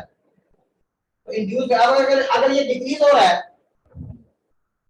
कौन, डायरेक्शन तो वही है ना, डायरेक्शन इसकी क्या एंटी क्लॉकवाइज है। अब इंड्यूस को इसी की डायरेक्शन में आकर क्या करना पड़ेगा, इसको इंक्रीज करना पड़ेगा ना। तो अब इंड्यूस इसकी डायरेक्शन में होगा। जब यहाँ डिक्रीज की बात हो जाएगी तो फिर हमने इंड्यूस उसकी डायरेक्शन में लेना है। अब इसकी डायरेक्शन कौन सी है, तो फिर ये भी क्या होगा,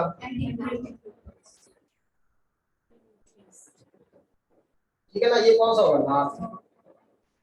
तो वो बेसिकली यही पूछेगा ना, कौन सा जो इंड्यूस करंट है उसकी डायरेक्शन कौन सी है, या पूछेगा पोल कौन सा बनेगा, ठीक है। तो ये लेंस लॉ समझ आया? ये जस्ट इस स्टेटमेंट को हमने समझा है कि induce current is always act to decrease अपना oppose the magnetic flux, does not always act to decrease, does not always act to increase. वो इंक्रीज भी कर सकता है और it depends upon the applied flux increase हो रहा है या डिक्रीज। अगर डिक्रीज हो रहा है उसको इंक्रीज करने की कोशिश करेगा, इंक्रीज हो रहा है तो डिक्रीज करने की कोशिश।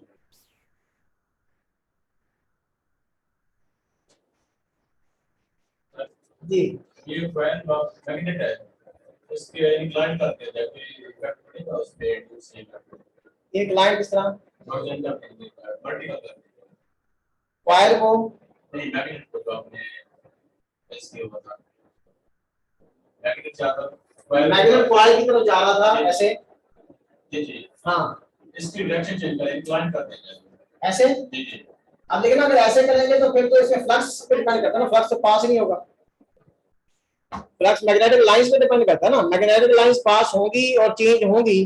कॉज ऑफ इंड्यूस ईएमएफ क्या है? Change of magnetic flux. जब तक मैग्नेटिक फ्लक्स चेंज नहीं होगा इंड्यूस में पैदा नहीं होगा। और मैग्नीट्यूड सेम रहेगा इंड्यूस ईएमएफ का तमाम केस में। मैग्नीट्यूड नहीं, मैग्नीट्यूड डिपेंड करता है कि आप उसको कितनी स्पीडीली स्क्रीन लेके आ रहे हो, कितने स्पीडीली अवे लेके जा रहे हो। Magnitude of induce EMF depends upon the rate of change of magnetic flux. EMF का इंड्यूस होना उसकी कॉज क्या है? चेंज होनी चाहिए बस, चाहे वो ज्यादा हो या कम। अगर तो चेंज हो रही है तो इंड्यूस पैदा होगी, अगर चेंज नहीं हो रही तो ईएमएफ पैदा, कितनी ईएमएफ पैदा हो रही है ये इस बात पर डिपेंड करता है कि rate of change of magnetic flux क्या है, कि कितने वेबर पर सेकंड उसमें चेंज आ रहा है। या आप आगे जैसे सेल्फ इंडक्शन में पढ़ते हैं या म्यूचुअल में पढ़ते हैं तो उसमें आप क्या कहेंगे, कितना अपना rate of change of current है। जैसे यहाँ rate of change of flux है तो वहां कितना rate of change of current है, जैसे इस केस में। ठीक है, ये मैटर नहीं करेगा कि हम कितनी जल्दी लेके आ रहे हैं, ये मैटर करेगा कितनी जल्दी लेके आ रहे हैं, ये मैटर करेगा। किसको चेंज करेगा? ये उसकी जो ईएमएफ इंड्यूस करंट है या इंड्यूस ईएमएफ है उसकी मैग्नीट्यूड को इफेक्ट करेगा। कितनी जल्दी लेके आ रहे हैं, कितना स्लो लेके आ रहे हैं, इस चीज को मैटर नहीं करता कि मतलब आप कह सकते हैं कि कॉज उसकी ये नहीं है, कॉज उसकी ये है कि लेके आ रहे हैं बस। ठीक है ना, चाहे तेज लेके आ रहे हैं लोग, यानी चेंज होना चाहिए। चेंज कितनी जल्दी है, चेंज पाई यूनिट टाइम कितना है, उस पे उस मैग्नीट्यूड डिपेंड करता है।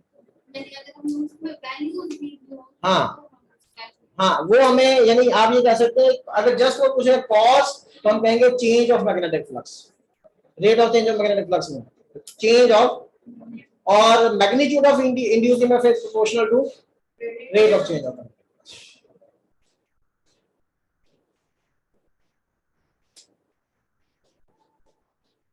अच्छा, अब इसमें आगे थोड़ा सा जो इससे रिलेटेड टॉपिक है, एक तो हमारे पास क्या आ जाती है, इंडक्टेंस भी आ जाती है, मतलब सेल्फ इंडक्शन है, म्यूचुअल इंडक्शन है। फिर आगे इसका क्या जनरेटर है, जनरेटर के बाद क्या है, ट्रांसफार्मर है, मोटर है। ये सारे क्या है, इलेक्ट्रोमैग्नेटिक इंडक्शन के टॉपिक है। तो ये सारे आप लोगों ने देखने हैं, ठीक है ना। अब जैसे अगर कॉइल रोटेट कर रही है, अगर तो वो कॉइल जो है रोटेट करते वक्त जो है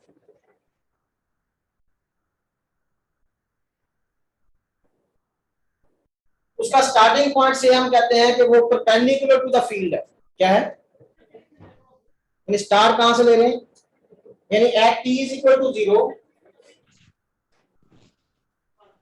plane of the coil is perpendicular to field lines, perpendicular to the field lines। ये हमने ले लिया यहाँ पर। यानी अगर हमारे पास देखिए ना, एक तो है कि हम बार मैग्नेट को करीब लेके आए या उसको दूर ले गए, कॉइल करीब लेके आए कॉइल को, उससे क्या हुई, इंड्यूस में पैदा हुई। अब ये अगला केस है। अगला केस ये है कि फ्लक्स एक जगह पे कांस्टेंट है, कॉइल हमारे पास है, जैसे ये मेरे पास कॉइल है जी ऐसे, ठीक है ना। अब इस कॉइल को हम क्या कर रहे हैं, ऐसे रोटेट कर रहे हैं। क्या कर रहे हैं, अब रोटेट करने से भी क्या होगा, उसमें जनरेटर में यही फिनोमिना है। जनरेटर में क्या होता है कि आप मैग्नेटिक फील्ड अप्लाई करते हैं और उसके तो वहां क्या कर रहे हैं, कॉइल को क्या कर रहे हैं, इनपुट हमारी क्या मैकेनिकल एनर्जी है, उससे क्या हासिल हो रही है, इलेक्ट्रिकल एनर्जी। हम इसको रोटेट कर रहे हैं। अब उस रोटेशन के दौरान मैं कहता हूँ स्टार्टिंग पॉइंट हमने ये लिया कि कॉइल स्टार्टिंग में क्या है कि मैग्नेटिक लाइन इसमें ऐसे पास आउट हो रही है और मैग्नेटिक फ्लक्स इसमें क्या है, मैक्सिमम है। फ्लक्स क्या है, मैक्सिमम है। तो अगर हम इस पॉइंट से स्टार्ट करेंगे तो फिर उसे उसके हवाले से मतलब P हमारा 0 ये है। तो फिर जब हमारे पास टाइम जो है, ये मैं टाइम ले रहा हूं, टाइम 0 है, जो फ्लक्स है हमारे पास, अगर इसकी नंबर ऑफ टर्न्स है बगैर ऐसे, ठीक है ना, यहां हमने क्या रखा हुआ है, नॉर्थ पोल है, यहां क्या रखा हुआ है, ठीक है ना। आपने जो इलेक्ट्रोमैग्नेटिक इंडक्शन के प्रोसेस पढ़े हैं तो वो सारे प्रोसेस हमें आने चाहिए ना, यानी म्यूचुअल इंडक्शन भी है, सेल्फ इंडक्शन भी है, और ये इसको हम क्या कर सकते हैं, रोटेट करके भी क्या कर सकते हैं, फ्लक्स को चेंज कर सकते हैं, उससे ईएमएफ पैदा होगी। ये जनरेटर में यही फिनोमेना यूज हो रहा है। म्यूचुअल इंडक्शन किस में यूज हो रही है, ट्रांसफार्मर में यूज हो रही है, ठीक है। तो इसमें अगर आप देखें तो स्टार्ट में क्या है, लाइनें यहां से एंटर हो रही है, यहां से क्या हो रही है, लीव हो रही है। फ्लक्स क्या है, मैक्सिमम है। अब फ्लक्स कितना मैक्सिमम है, फ्लक्स हमारे पास है से n BA, n number of turns होगी, फ्लक्स क्या होगा, BA होगा। इस सिचुएशन में हमारे पास जो ईएमएफ है स्टार्टिंग पॉइंट पे, या फ्लक्स क्या है, मैक्सिमम है, उस वक्त आप ये देखें कि ये जो कॉइल है, इस कॉइल के 4 किस्म के कंडक्टर हैं। एक ये कंडक्टर है, एक ये है, ये ऊपर वाला कंडक्टर तो मूव भी ऐसे कर रहा है, ऊपर वाला और नीचे वाला। जब हम इसको रोटेट कर रहे हैं तो ऊपर वाला ये वाली साइड और नीचे वाली साइड ये क्या कर रही है, क्रॉस द मैग्नेटिक फील्ड को मूव ही नहीं कर रही। इनमें जो फोर्स लग रही है चार्ज कैरियर्स के ऊपर, वो अलोंग द कंडक्टर नहीं है बल्कि परपेंडिकुलर टू द कंडक्टर है। लिहाजा इंड्यूस ईएमएफ ना तो इस पोर्शन में पैदा होगी और ना ये इस पोर्शन, जब मैग्नेटिक लाइन की तरह। और ये बाई चांस ये वाला जो साइड है, ये और ये वैसे ही लाइनों के क्या जा रही है, पैरेलल, नहीं लाइनें ऐसे आ रही है तो ये पैरेलल जा रही है। तो अब इस सूरत में यहाँ भी ईएमएफ पैदा नहीं होगी, यहाँ भी नहीं होगी। लेकिन एक तो हम मैथमेटिकली पढ़ते हैं ना, वो जो आप पढ़ते हैं कि हमारे पास ईएमएफ का फार्मूला क्या है, नवाब साइन थीटा, ऐसे है ना, N omega A B sine theta, ये होता है। तो यहाँ पे थीटा बेसिकली क्या है, नहीं थीटा हमने यहाँ पे लेना है कि मैग्नेटिक फील्ड लाइंस और vector area of the coil, इसके लिए लेना, मतलब ये थीटा किसके लिए आना है, between B and vector area, इसके लिए आना है। अब देखिए ना, बी इधर है, बी की डायरेक्शन ये होगी और वेक्टर एरिया की डायरेक्शन भी क्या होगी, ये होगी। तो दोनों क्या है, पैरेलल है। तो बताना मैं ये चाह रहा हूं कि यहाँ पे थीटा क्या है, वो 0 डिग्री है, ठीक है। जब थीटा 0 है तो हमने देखा कि ईएमएफ क्या है, वो 0 है, परपेंडिकुलर। फ्लक्स मैक्सिमम है, ईएमएफ क्या है, 0। तो जब कोई कॉइल रोटेट करती है किसी मैग्नेटिक फील्ड के अंदर, तो वहां देखें ना हमारे पास क्या रिजल्ट आया कि when flux is maximum then EMF is 0। ये रिजल्ट आ गया ना, एमसीक्यू में तैयार हो गया कि जब कोई कॉइल रोटेट कर रही है किसी मैग्नेटिक फील्ड में, ऐसी सिचुएशन जिसमें क्या है कि उसमें फ्लक्स क्या है, मैक्सिमम है, तो एट दैट इंस्टेंट ईएमएफ क्या होगी, वो 0। अब दूसरा, जब हम कहते हैं ये पूरा चक्कर में जो T/4 है, मतलब अब ऐसे थी ना वो, अब वो ऐसे हो गई, कितना एंगल तय किया उसने, 90 डिग्री, या π/2, कितना एंगल बनाया, π/2 90। अब 90 में फ्लक्स का फार्मूला हमारे पास क्या है, फ्लक्स है BA cos थीटा, और अगर ये नंबर ऑफ टर्न्स है तो NBA cos थीटा। तो अब ये क्या हो जाएगा, 0।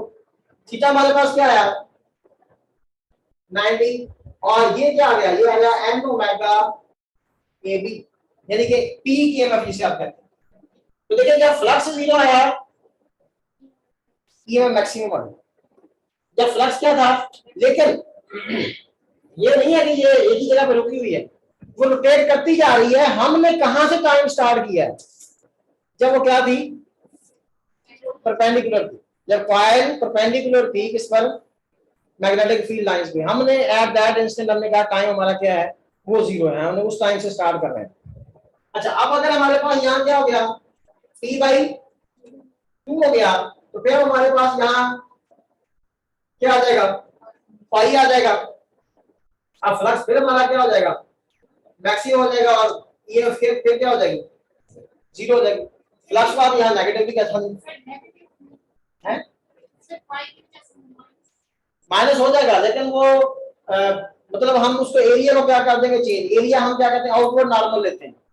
एरिया क्या कहते हैं, यहाँ बात कर रहे हैं हम जस्ट मैग्नीट्यूड की बात कर रहे हैं, मैग्नीट्यूड की। अब फ्लक्स की फ्लक्स में देखिए, अगर आपके पास इस तरह की प्लेन है ना, ये बात याद रखें, अगर आप एक मैग्नेटिक लाइन इधर जा रही है ऐसे, तभी हम फ्लक्स क्या लेंगे, पॉजिटिव लेंगे, मैक्सिमम एरिया इधर ले लेंगे।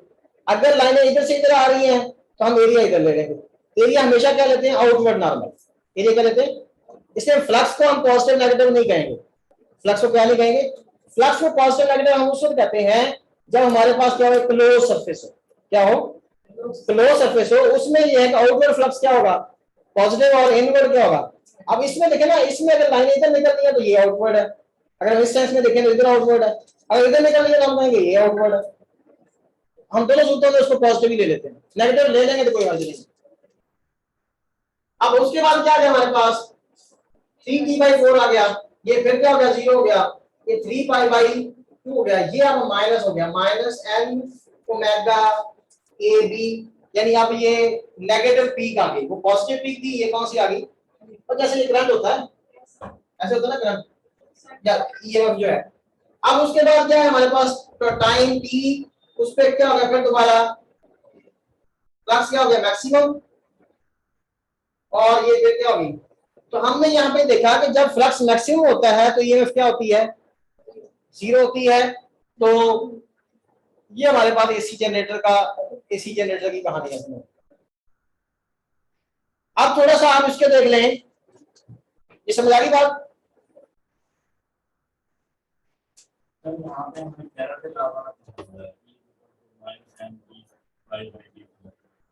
देखिए ना, ये हाँ नहीं, फ्लक्स मैक्सिमम है, फ्लक्स का रेट ऑफ चेंज देखना है हमने। मैं देखें भाई बात सुनो, जब वही लग रहा है बेसिकली। अब देखें जरा, लाइनें ये आ रही है ऐसे, अब ये वाला गौर, अब गौर करें कि ये लाइनें यहाँ पे हैं, मतलब से 100 लाइंस पास हो रही, कितनी पास हो रही है। इस सिचुएशन में जब ये कॉइल यहाँ से घूम के इधर आएगी तो ये कितना चेंज आ रहा है, से वो 90 से दोबारा, यानी +90 से -90 हो गई, फिर 20 का चेंज आया से। लेकिन जब ये वाली सूरत होगी, यहाँ ज्यादा चेंज आया, यहाँ रेट ऑफ, क्योंकि यहाँ पे वो लाइनों के पैरेलल जा रही है, रॉड क्या जा रहे हैं, यहाँ पर रेट ऑफ चेंज क्या होगा, कम होगा। इस सूरत में जब बिल्कुल कट कर रही होंगी, ये भी कट कर रहा है, ये भी कट, तब रेट ऑफ चेंज क्या होगा, मैक्सिमम। क्योंकि देखिए ना, अगर से ये 100 से 90 होती है यहाँ पे, यहाँ तो क्या हो जाती है, बिल्कुल 90 से 0 हो जाती है। तो रेट ऑफ चेंज कहाँ ज्यादा हुआ, जब वो रेट ऑफ चेंज 90 से 0 हुआ ना, फिर वो ज्यादा रेट ऑफ चेंज है। और 100 से 90 होना क्या है, इसमें ये है ना कि कुछ देर तक इसमें एक ऐसा इंस्टेंट भी आता है कि जिसमें फ्लक्स चेंज ही नहीं होता। जब ये ऐसे होता है, जब फ्लक्स मैक्सिमम होता है, तो इसमें एक इंस्टेंट के लिए फ्लक्स चेंज नहीं हो रहा होता, इसलिए ये क्या आती है, 0 आती। क्यों चेंज हो रहा था, देखिए ये लाइन ऐसे गुजर रही है, तो अगर मैं थोड़ा सा इसको टिल्ट भी करूंगा लाइन, तो फिर भी क्या होगी, पास होगी। लेकिन ऐसी सिचुएशन में जो लाइन पहले इधर गुजर रही है, थोड़ा सा इधर जाएगा तो लाइन वो बाहर चली जाएगी और वो लाइन पास आउट नहीं हो। बात समझ आइए, अब कितनी समझ आई।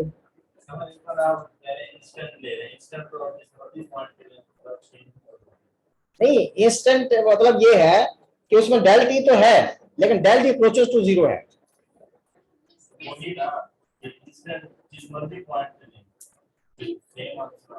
नहीं, सेम आंसर नहीं आना चाहिए। देखिए ना, ये लाइन है, ये आप इधर गौर करें, ये लाइन है, एक तो ये कॉइल ऐसे मूव कर रही है। अब देखिए ये लाइन, इसमें ना तो एंटर होगी ना लीव होगी, मतलब जो उसकी सिचुएशन है वही रहेगी इस इंस्टेंट के ऊपर। लेकिन अगर ये इसमें यहां पे आ जाते हैं हम, ये लाइन पास हो रही है, फौरन ये बाहर निकल जाएगा, उस इंस्टेंट पे फौरन क्या देगी वो बाहर। तो वहां पर रेट ऑफ चेंज ज्यादा है, उस में जो आप टाइम इंटरवल लेंगे उसमें रेट ऑफ चेंज ज्यादा है, इसलिए वहां पर क्या होगा, ईएमएफ क्या होगी, ज्यादा होगी। हाँ जी, हाँ वो पॉजिटिव पी की बजाय क्या हो जाएगी, नेगेटिव पी, मतलब नेगेटिव वोल्ट हो जाएगा, डायरेक्शन उसकी। इसी चार्ज कैरियर्स क्या करते हैं, एसी के अंदर क्या करते हैं, वाइब्रेट करते हैं, मूव नहीं करते बल्कि क्या करते हैं, वाइब्रेट करते हैं।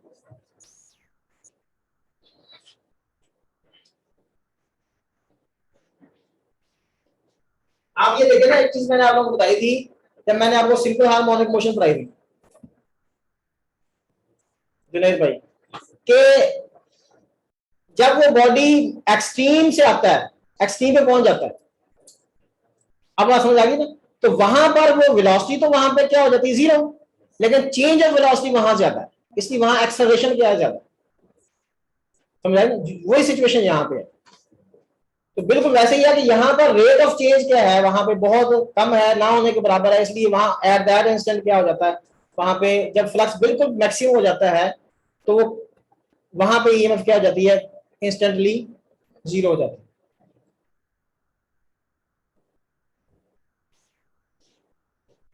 अच्छा चले, आप ये थोड़ा सा हमने एसी जनरेटर को देखा, अगर हम बात करते हैं से मोटर की, तो मोटर में हमारे पास क्या होता है, जरा हमने उसको क्या करना है, इलेक्ट्रिकल एनर्जी देनी है, और उससे क्या आएगी, उससे रोटेशंस पैदा होंगी, मैकेनिकल एनर्जी होगी।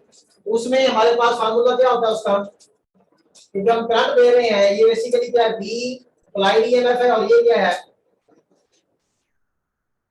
बैक ईएमएफ जो उसमें पैदा होती है। ठीक है, स्टार्टिंग पॉइंट पे ये उस वक्त है जब वो मोटर कौन सी सिचुएशन में है, स्मूथ रनिंग में है। ठीक है,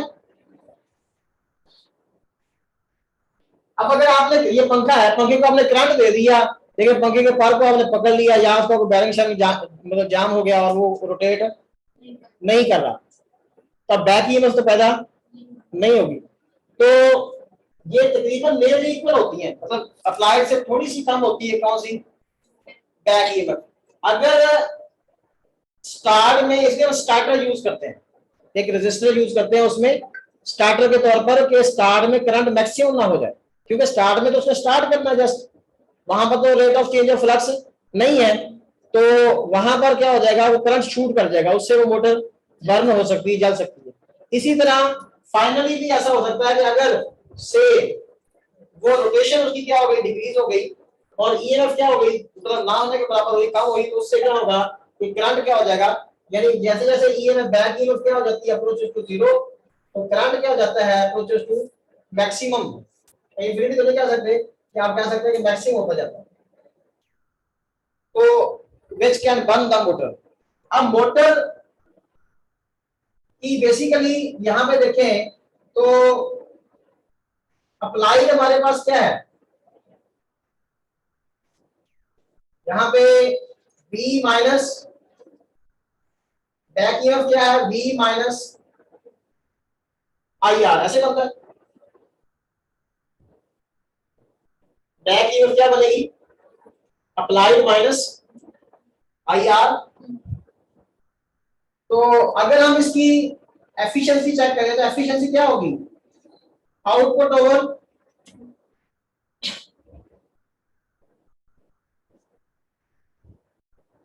तो आउटपुट और इनपुट, जब आप इसमें देखिए, आउटपुट आपके पास क्या है, क्या आपने अप्लाई कितनी की, अप्लाई आपने क्या किया, वोल्टेज दिया V, तो आउटपुट पावर आपकी क्या है, आपने जो अप्लाई की वो VI है। ठीक है ना,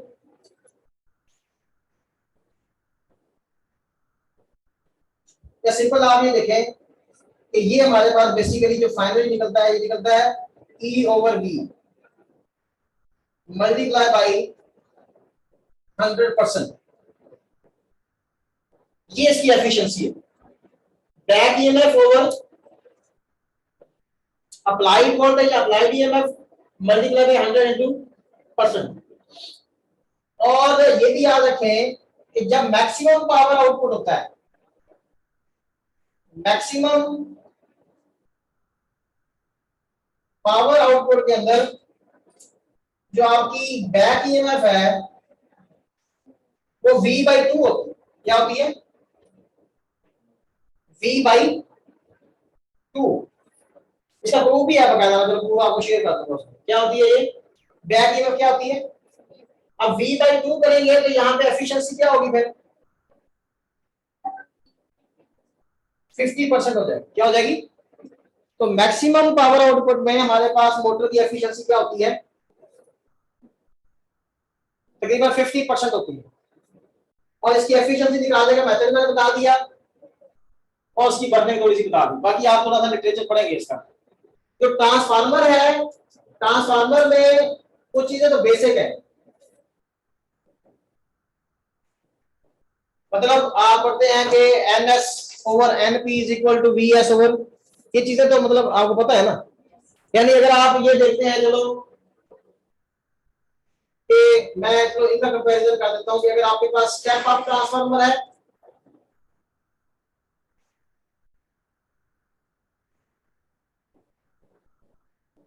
और ये क्या है,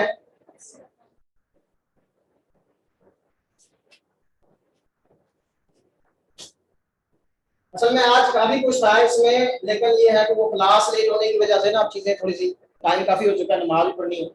तो अब ये इसमें स्टेप अप ट्रांसफार्मर में और इसमें क्या मतलब इसके यूज भी आप देखेंगे, क्यों हम स्टेप अप ट्रांसफार्मर यूज करते हैं और क्यों हम स्टेप डाउन ट्रांसफार्मर यूज करते हैं। एडी करंट्स क्या होते हैं, एडी करंट्स की एप्लीकेशंस क्या है, हिस्टैरिसीस लॉस इसमें क्या है, कैसे हिस्टैरिसीस लॉस को कम किया जाता है, ये सब सारी चीजें जो नहीं समझ आएगा मैं बता दूंगा। बेसिकली क्या था, स्टेप अप ट्रांसफार्मर में क्या करते हैं हम, सेकेंडरी का वोल्टेज क्या होता है ज्यादा और प्राइमरी का क्या होता है, यानी VS is greater than VP, पहली बात। दूसरे नंबर पे और इसमें ज्यादा क्या होगा, VS is less than VP। Step up में करंट जो है वो क्या हो जाता है, वो डिक्रीज हो, स्टेप डाउन हो जाता है। इस दौरान फ्रीक्वेंसी जो है वो क्या रहती है, वो सेम रहती है। फ्रीक्वेंसी अगर 50 हर्ट्ज आप एसी दे रहे हैं तो जो सेकेंडरी में एसी है वो भी उसकी फ्रीक्वेंसी भी क्या रहेगी, वो सेम रहेगी। यहां पर क्या आएगा, स्टेप डाउन में IS क्या ज्यादा होगा किससे, IP से। अब यहाँ पे टर्न्स रेशियो जो है क्या होती है, NS/NP, ये ग्रेटर देन 1 होगी और यहाँ पर टर्न्स रेशियो जो है NS/NP ये क्या होगी, लेस देन 1 होगी। अब स्टेप अप या स्टेप डाउन को देख रहे हैं। स्टेप अप में हम क्या कर रहे हैं, हम करंट को डिक्रीज कर रहे हैं। करंट को क्या कर रहे हैं, स्टेप अप में यही होता है कि ये जो बहुत हजारों वोल्ट जा रही है लाइन, लॉन्ग ट्रांसमिशन के लिए हम क्या करते हैं, हम देखें ना हमारे पास बेसिकली जो पावर लॉस है वो क्या है, I²R, और R हमारे पास क्या है, ρN/A। यानी जब हम इसको मुंतकिल करते हैं, देखिए जो आपका DC है, डायरेक्ट करंट है, उसका ड्रॉबैक यही है कि हम उसको लॉन्ग डिस्टेंसेस पे ले जा नहीं सकते, ठीक है ना, वो क्या हो जाती है, डेसिपेट हो जाता है। अब इसका जो फार्मूला है डेसिपेशन का I²R, उसमें हम ये करते हैं कि चूंकि स्टेप अप ट्रांसफार्मर DC में तो वर्क ही नहीं करता ना, तो AC के लिए क्या होता है कि हम उसका जो करंट है उसको मिनिमाइज कर देते हैं। बाकी चीजों को मिनिमाइज नहीं कर सकते, क्योंकि देखिए हम गोल्ड वायर यूज नहीं कर सकते, हम लेंथ को वैसे ही नहीं कम कर सकते, क्योंकि हमारे पास क्या है कि बिजली कहाँ बन रही है, डेमो के अंदर, उसको लेके आना हमने बहुत दूर दराज के ऊपर। अगर तो हम यहाँ घर के अंदर ही हमारे साथ में एक जनरेटर लगा हुआ और उससे बिजली बनाए तो फिर हमें उसको स्टेप अप करने की जरूरत नहीं है। और इसी तरह हम थिक वायर्स भी यूज नहीं कर सकते, एरिया को बढ़ा नहीं सकते, एरिया बढ़ाने से भी हमारी पावर लॉस क्या हो जाएगी, कम हो जाएगी। हम क्या करते हैं, करंट को कम कर दें। अब देखिए करंट से हम माइक्रो एम्पेयर में ले जाते हैं, किस में ले जाते हैं, करंट माइक्रो एम्पेयर में चला गया, वोल्टेज हजारों में चला गया। क्या होगा कि जब माइक्रो का यहाँ पे क्या आएगा स्क्वायर, तो पावर लॉस को क्या होगा, ना होने के बराबर होगा। तो इस तरह हम जो हमारे पास इलेक्ट्रिकल एनर्जी है लॉन्ग मतलब लाइनों के ऊपर हम तो उसको ट्रांसमिट कर सकते हैं एक जगह से। ये स्टेप अप ट्रांसफार्मर का यूज है। बाकी स्टेप डाउन तो आपको पता ही है क्या उसके यूजेस हैं। तो बाद में ये कह रहा था कि स्टेप अप ट्रांसफार्मर हमने करंट को क्या करना है, डिक्रीज करना है। अब यहां पर हम देखें स्टेप डाउन ट्रांसफार्मर में हम करंट क्या करते हैं, करंट इंक्रीज करते हैं, वोल्टेज क्या करते हैं, डिक्रीज करते हैं। तो जो कॉइल होगी, अब यहां हम कौन सी कॉइल की बात कर रहे हैं, सेकेंडरी कॉइल में हमने करंट को क्या करना है, इंक्रीज करना है। स्टेप डाउन में सेकेंडरी के अंदर करंट को क्या करना है, तो सेकेंडरी कॉइल जो है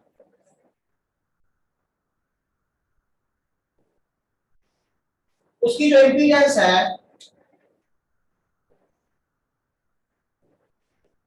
सेकेंडरी कॉइल की इंपीडेंस क्या होनी चाहिए, कम होनी चाहिए। स्टेप डाउन ट्रांसफार्मर में हमने सेकेंडरी करंट को क्या करना है, इंक्रीज करना है। तो सेकेंडरी कॉइल की जो इंपीडेंस है, जो उसकी रेजिस्टेंस है, क्या होगी, वो कम होगी, इंपीडेंस इज लो। और इसमें क्या होगी फिर, इसे प्राइमरी की लो होगी, प्राइमरी कॉइल इंपीडेंस क्या होगी, लो होगी। और पांचवें नंबर पे आप ये याद रखें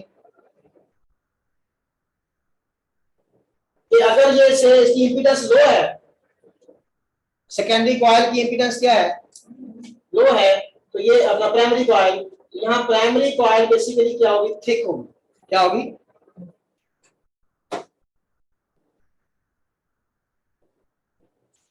उसकी वायर जो है वो क्या होगी, थिक होगी। और यहाँ किसकी होगी, सेकेंडरी कॉइल की वायर थिक होगी। बाकी इसकी जो एफिशिएंसी है, एफिशिएंसी वैसे तो हम कहते हैं कि power output is equal to power, बाद दफा वो ये फार्मूला तो आपने यूज कर लेना है कि Vs over Vp is equal to Ns over Np, यानी इनके रिलेशंस आपने इससे एमसीक्यू बन सकते हैं कि Vs over Vp is equal to Ns over Np और Is ओवर Np ना Ip over Is is equal to Ns over Np। ये इनवर्स रिलेशन है, ये क्या है, डायरेक्ट रिलेशन।